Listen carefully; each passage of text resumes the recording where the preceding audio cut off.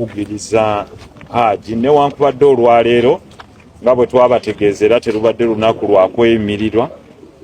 Oludda oluwaabi luze ne lugamba nti obujulizi terunaba kuŋŋaanya bumala, naye ne lusaba nti balwongereyo paka ng'ennaku z'omwezi 13 mu Novemba mu mwezi ogw'Okumu gukomewo nga gukuŋŋaanyizza obujulizi.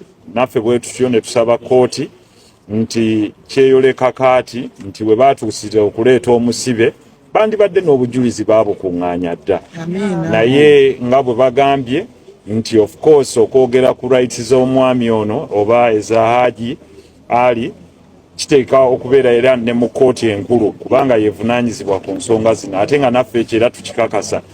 Naye omulamuzi ategeezezza oludda luli lwanguye okuŋŋaanya obujulizi bwabwe, era naffe tubawagaabwe nti nga bwe tugambye nti singa mwali mukimanyi nti mulina obujulizi bwonna mwandize buzi n'obujulizi, kuba mugambye emyezi gyonna egibaddewo obujulizi mubadde mubuyina, ne bagambye obujulizi tebuwera, so bakyanoonyereza obujulizi obusukkawo nga omuntu waffe Hajji bw'akyali emabega w'emitayimbwa. Kaakati awo we tujja okuva tubategeeze nti ennaku z'omwezi nga 4 lujja kuba lwa Mande ku ssaawa 3. Twataddeyo okusaba kwaffe mu kkooti enkulu ey'omu Kampala eya High Court Criminal Division egenda okutuula wali ku High Court mwenna we mumanyi ku ssaawa 3 lwe tugenda okuteekayo okusaba kw'okweyimirira okwa Hajji Ali Mwizeerwa. Ekirungi nti bano bategeezezza nti bo tebannamaliriza kubuuliriza ku nsonga eno, bakyanoonyereza, bakyakuŋŋaanya bujulizi. So ekyembi nti omukulu ali munda bo nga bwe banoonyereza. Kakati nga bwe tubagambye titujja kgenda mu maaso nga tussa ekitiibwa mu kkooti, nammwe okubassaamu ekitiibwa. Tubakubiriza tukuume enneeyisa ennungi n'okubeera nga tugoberera ebiragiro bya kkooti nga bwe bituwadde. Buli omu wa ddembe okuba n'endowooza ye ku nsonga eno, naye ate era tubeebaza mwenna abasitukiddemu ne mubaawo.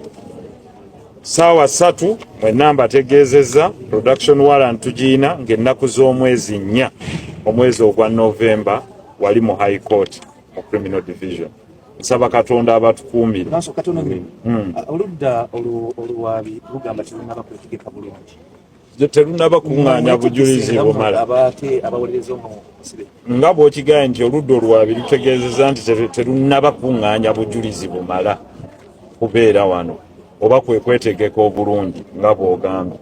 Naye ffe tuli beetegefu okudifendinga ku ludda lwaffe ebyo byonna ebinaaba bireeteddwa eri owaffe gwe tukiikirira, kubanga toyinza kusala gwa kawala nga tonnawulira gwa kalenzi.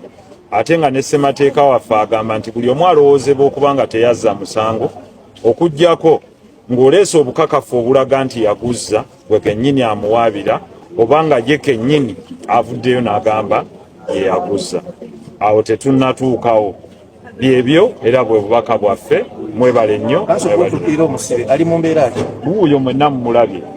Embeera gy'alimu yeeyo tetujja kugyogerako, mwenna mumulabye, si wa kyama. Allahu Akbar. Kutemto wasoka kuwuliriza saidi ya msajja jokaje wawuliriza.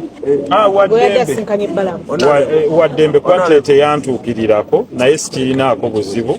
Waddembe ndi open, simusalira musango gwonna, naye waddembe okuntuukirira bw'anaaba akyagadde naye nanyinyonnyola ensonga ye, sikirinaako buzibu kubanga ffe tetumukyawanga muntu. Waddembe bw'aba alina ensonga ye naye okuntuukirira tetugyogerako, tewaliwo obuzibu mu ekyo kyonna. Waliwo ekirala? Honorable, omukyala yagambye tuwagezezzaako mutiisatiisa. Ekyo si kituufu. Kuba siinawe musanga, siina namba ye ya simu, sinkanangako naye, kale siyinza kwogera kintu kifaananako bwe kityo. Naye kyenjagala okumugumya nti ekkubo eryaffe eryo liggule. Bw'aba alina ky'ayagala okugamba weetuli situmusalira musango era tewaliwo gwe tusalira musango ffe era ng'abakulembeze, naye bw'aba ayagala okumuwuliriza we have open hands. Ate ekirungi ye yali ebweru era singa yayagala okunoonya Honorable Nsereko yandinoonyeza nga bwe yanoonyeza abalala ne bamuwuliriza. Lwaki omuloopa ate alina access ku kizibiti? Wangi? Lwaki yaloopa omusanga ate alina access ku kizibiti? Ebyo jja bisanga mu kkooti, ebyo tetuyinza kubyogererako wano. Sewo weebale nnyo ekibuuzo kyo.